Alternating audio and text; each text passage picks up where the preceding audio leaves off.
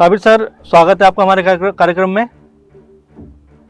आपके तमाम चैनल और श्रोता को भी मेरी तरफ से बहुत बहुत स्वागत है। जी जी जी सलाम है, आदाब है, जय भीम। जी। साबिर साहब, पहले ये बताइए कि सामाजिक कार्यकर्ता हैं आप और बहुत सारा सुना है मैंने आपके बारे में, लेकिन राजनीति में आने की अब ज़रूरत क्या आपको आन पड़ गई? क्यों राजनीति में आप जो है एंट्री करना चाहते हैं? देखिए, आज जो है हमारा जो देश है, आज देश पे खतरा मंडरा रहा है जी। और हम तमाम नौजवानों को जो अच्छा समझ रखता है उन तमाम नौजवानों को बढ़ चढ़ करके राजनीति में आना चाहिए। जी। आज जब देश हमारा आजाद हुआ तो सभी जाति सभी धर्म के लोग जी बढ़ चढ़ के हिस्सा लिए, बलिदान दिए, फांसी पे चढ़े, तब जाकर के हमारा देश आजाद हुआ। जी। और देश आजाद होने के बाद लोकतंत्र की स्थापना हुई और उस लोकतंत्र को बचाने के लिए, देश को चलाने के लिए हमारा संविधान बनाया गया। जी। और आज जिस तरीके से संविधान के लिए लोगों का जो स्टेटमेंट है, जो पार्टी आज सरकार में है, 10 सालों से सरकार में है जी, उनके नेताओं का जिस तरीके से स्टेटमेंट आ रहा है, इससे ये कहीं ना कहीं डर सता रहा है कि आज हमारा संविधान खतरे में है। जी। संविधान को बचाने के लिए हम ही नहीं, हमारे जैसे जितने नौजवान हैं पूरे देश में उन लोगों के बढ़ करके आना चाहिए। चलिए ठीक है, राजनीति में आप एंट्री कर रहे हैं और अच्छी बातें करना भी चाहिए, लेकिन आज़ाद समाज पार्टी के साथ में जुड़ाव और एक नई पार्टी है, उतना बड़ा कह सकते हैं कि अभी उसने मकाम बनाया नहीं। तो साबिर साहब, क्या आज़ाद समाज पार्टी के साथ में जुड़ना जो आपकी इच्छा रही, या सिर्फ राजनीति में आने के लिए ही आपने आज़ाद समाज पार्टी को चुना? जी नहीं, लगभग हम काफी दिनों से राजनीति में एक्टिव हैं। जी। समाज में खास तौर से एक्टिव हैं और कोरोना काल के समय से ही हम एक्टिव हैं। तब से मैंने जो स्टडी किया है और जो विचारधारा हमारे आजाद समाज पार्टी सब भीम आर्मी एकता मिशन का है, जी, इनकी विचारधारा को ही लेकर के चल करके हम लोग इस देश का रक्षा कर सकते हैं। जी जी जी जी, बिल्कुल। और महाराजगंज की अब बात करते हैं, क्योंकि आप प्रत्याशी हैं वहाँ से आज़ाद समाज पार्टी की तरफ से। अगर आप चुनाव में जा रहे हैं तो मुद्दे अगर हम बात करना चाहें तो किन मुद्दों के तहत जा रहे हैं, क्योंकि आपके सामने कई बड़ी पार्टियां हैं, तो ऐसे में आज़ाद समाज पार्टी का और साथ में साबिर खान जी का क्या कह सकते हैं कि किन मुद्दों के तहत वो जनता के बीच में जाने वाले हैं? देखिए, मुद्दा में तो सबसे पहले विकास की ही बात होती है। जी। तो महाराजगंज का अगर विकास देखा जाए तो जो 1957 में विकास था वही विकास आज भी। जी। जब इस लोकसभा का गठन हुआ था 1957 में, जी, तो जो हालात उस समय था वही हालात आज भी है।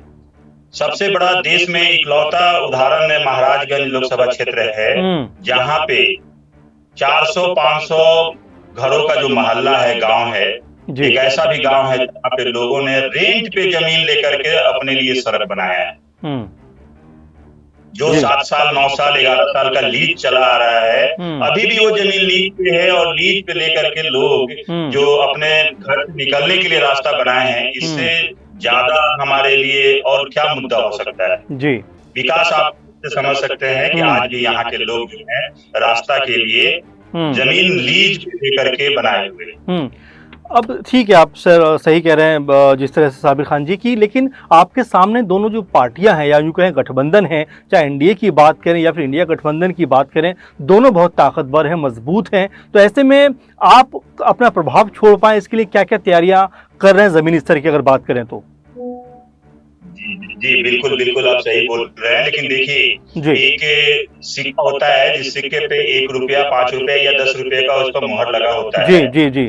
तो वो आप किसी दुकान पे लेके जाइए, कोई भी सामान खरीदेंगे तो अगर वो 1 रुपया का सिक्का है तो उसका 1 रुपया का ही वैल्यू होता है। जी।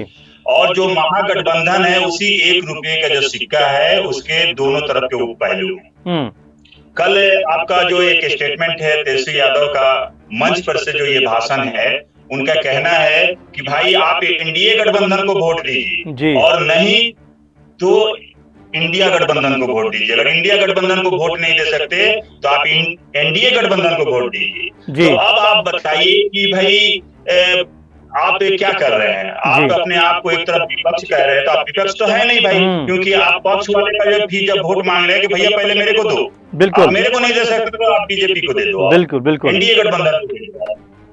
तो ये तो भाई वही साबित कर दिया ना आपने कि भाई आप ही जो है वो पक्ष जो है, जो सामने सरकार है, इसके खिलाफ आप चुनाव लड़ रहे हैं, उनको आप ही खड़ा करके रखे हैं। तो वो 1 रुपए का सिक्का का वैल्यू है, तो हमारी भी पार्टी उससे ज्यादा वैल्यू है। और आप जब ग्रोथ देखेंगे जी, तो हमारे आजाद समाज पार्टी का ग्रोथ उनसे कई 100 गुना ज्यादा अभी के समय में चल रहा है, जो आपने नगीना में देखा। जी बिल्कुल, नगीना की बात आपने की और इससे जुड़ा हुआ सवाल जी पार्टी को छोटे में नहीं देख सकते। जी बिल्कुल बिल्कुल, जैसा आपने नगीना का जिक्र किया साबिर साहब, हम आजाद का जिक्र करना चाहेंगे, चंद्रशेखर आजाद जो वहां से चुनाव भी लड़े हैं।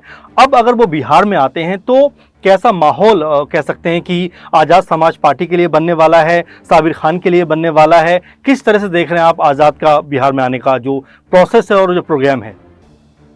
देखिए जब हमारे बड़े भाई चंद्रशेखर आजाद जी जब बिहार आएंगे जी, तो उस समय भी आपका जो न्यूज चैनल है कवरेज करेगा। जी बिल्कुल। तो लोगों का जो प्यार दुलार और पार्टी के प्रति जो समर्पण है जी, वो आपके प्रोग्राम में देखने को मिलेगा और ऐतिहासिक प्रोग्रामें होंगी उनकी। जी बिल्कुल।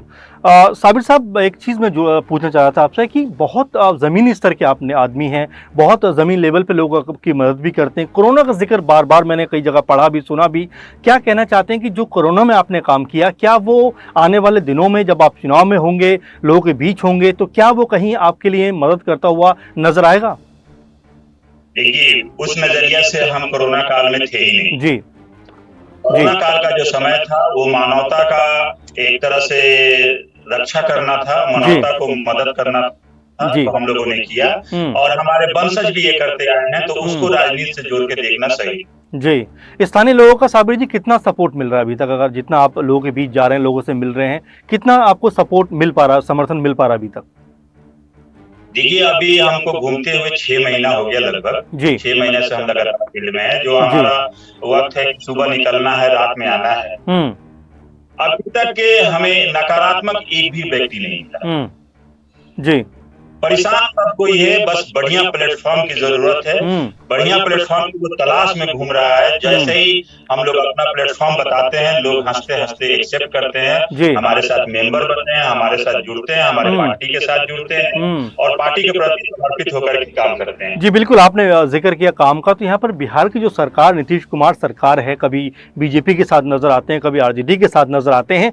उनके कामों का मूल्यांकन अगर आपसे जो कहा जाए कि किया जाए तो कैसे करना चाहेंगे? क्योंकि लगातार वही मुख्यमंत्री नजर आते हैं और फिर भी विकास की बात जिस तरह से आपके मुंह से मैं सुन रहा हूं कि उतना विकास नहीं हो पा रहा है जैसा होना चाहिए था, उनके काम को लेकर क्या कहेंगे? अभी तो जो हाल है कि भी वो महागठबंधन हो या एनडीए गठबंधन, यानी इंडिया गठबंधन या एनडीए गठबंधन हो, सरकार किसी की हो, मुख्यमंत्री तो नीतीश कुमार जी बिल्कुल। इसका मतलब ये है कि यहाँ पक्ष और विपक्ष है नहीं जी।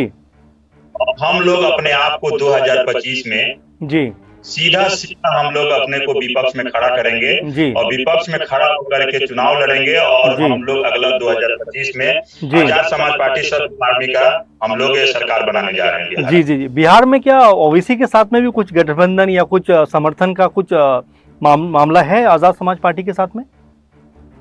ये तो हमारे वरिष्ठ जो नेता लोग हैं उनकी बातें हैं। जी। ये जो जिम्मेदारी दिया गया है वो जिम्मेदारी हम निभाने की कोशिश कर रहे हैं और कोशिश कर रहे हैं कि जिस विश्वास के साथ हमारे बड़े भाई चंद्रशेखर आजाद जी हमको टिकट दिए हैं और हमको क्षेत्र में उतारे हैं, उस पर खड़ा होते हैं और हम अपनी पूरी ताकत लगा करके ये सीट जीत करके उनके झोली में हम जी बिल्कुल।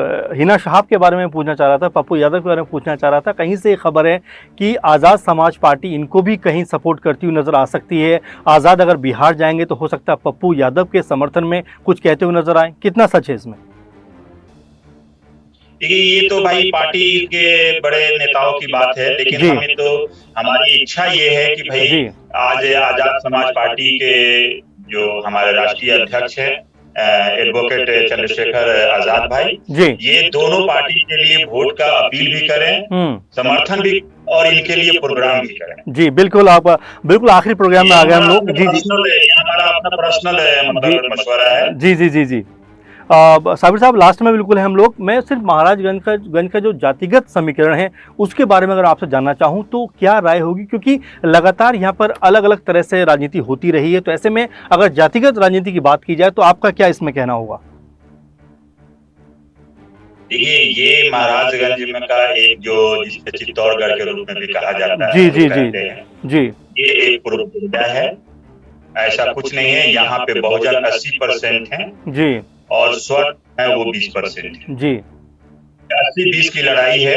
प्रोपेगेंडा का बहुत हो गया। अभी का अगर इस चुनाव का माहौल देखा जाए तो ये राज खुल चुका है कि भैया किस जाति का कितना वोट है। बिल्कुल, जिस तरह से अब ये सब कुछ खुल चुका है, ये सब सामने है। जी जी जी, तो अब ये कहीं नहीं दिखेगा और इस बार महाराजगंज बहुजन का सरकार बनेगी। जी बिल्कुल। मैं अगर आखिर में आपसे पूछूं साबिर खान साहब कि लोगों के लिए क्या मैसेज देना चाहते हैं, महाराजगंज की जनता के लिए क्या कहना चाहते हैं, अगर आप कोई खास संदेश देना चाहें तो आप दे सकते हैं। मैं पूरे महाराजगंज के जनता से, जितने भी मेरे बड़े बुजुर्ग हैं, मेरे भाई बहन हैं, मेरे दोस्त साथी हैं, मेरे बच्चे हैं, सबसे मेरी अपील रहेगी कि इस बार आप महाराजगंज के विकास के लिए वोट करें और चंद्रशेखर भाई को मजबूत करें। चंद्रशेखर भाई की मजबूती हमारे राष्ट्र की मजबूती की ओर लेके जाता है। बहुत बहुत धन्यवाद साबिर खान साहब आपका हमारे साथ जुड़ने के लिए। आगे भी आपसे बातचीत होती रहेगी और तमाम दर्शकों का धन्यवाद जो हमारे साथ जुड़े। आप ऐसे ही हमारे साथ बने रहें, हम इस तरह के प्रोग्राम और लेकर आते रहेंगे। नमस्कार।